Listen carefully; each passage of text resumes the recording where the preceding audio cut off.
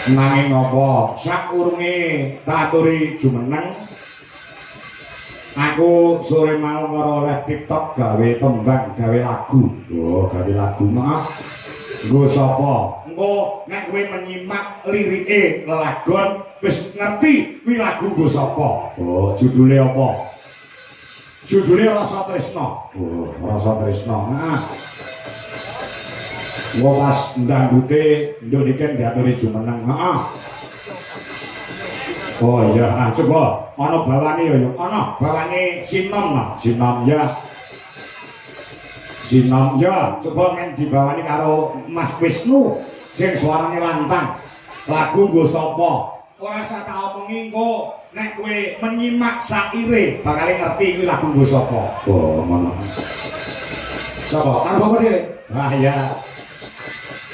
Oh, sing bawa sapa? Niken dhewe nak. Oh iya, ya. Apa? Karo lenggah sing wendok kan. Oh, ya, ya. Sing gawe bapak sore mau karo live TikTok ngono karo orek-orek. Oh, orek-orek kok gawe lagu. Oh iya, ya, coba nek Sinom pelok. Oh, ya. Ya ndok kan. Kaya apa suaramu dinteni wong sak donya. Oh, ya. Sing ngenteni dina Rebo iki piyuh. Ya. Ya, saiki wis lakon weruh Niken Salindri. Iya lho, coba.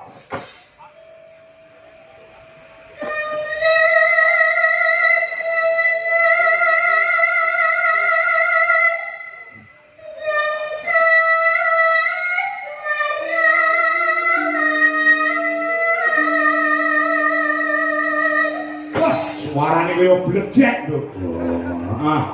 Kamu dengan bangkas maran terus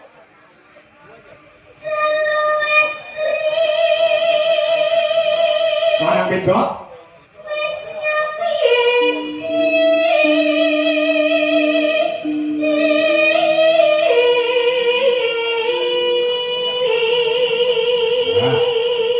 Jalu kuwi lanang SD kuwi wedok. Oh ya lanang wedok wis nyawiji terus lho.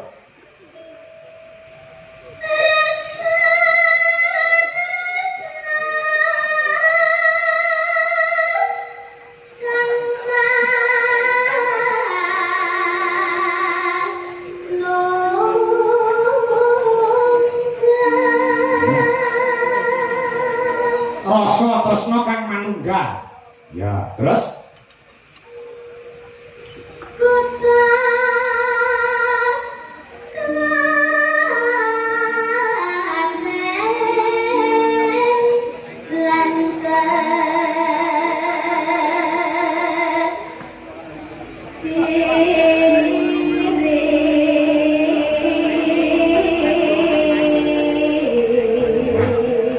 bocah nang wedok mau asale saka Klaten lan Kediri.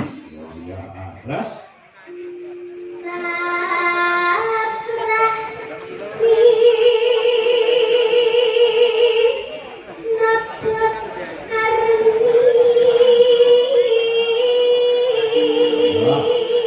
saya cetok Arni. Terus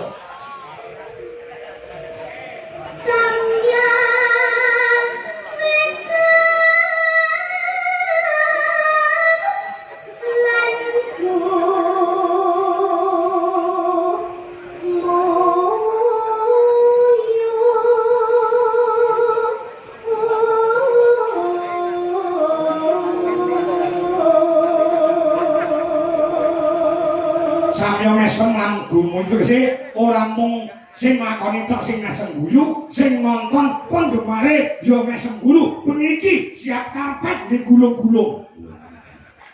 Terus tanetap Bandung ing rasa rasane wis ora kena bintung. Ya.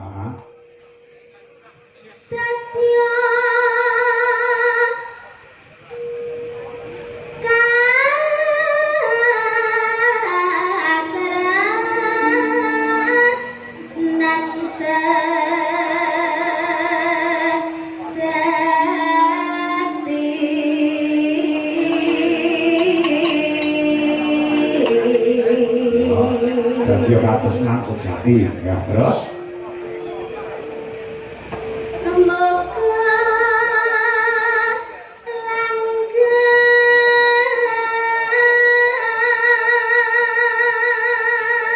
pas gong tibane ompak ndangdute ya muga langgeng terus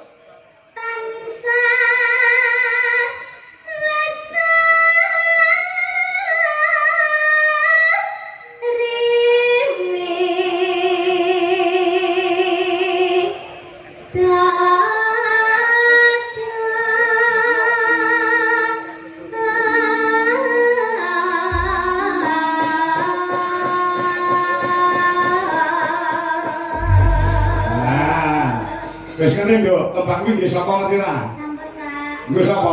Sampun kula kali Mas Ardi to. Lah iya. Aku dhewe. Kali kali Pak Dodo. Kok iso? Nenten widodone kali. Oh iya widodo sing anu. Gawene lagu. Iya, ya. Rasa tresno, rasa tresno. Heeh. Kang wis ora kena binendung, ya gairah anak muda. Iya. Iya. Kayak apa, Dek? Pacuke dangdute. Ya, rasa tresno. Yuk.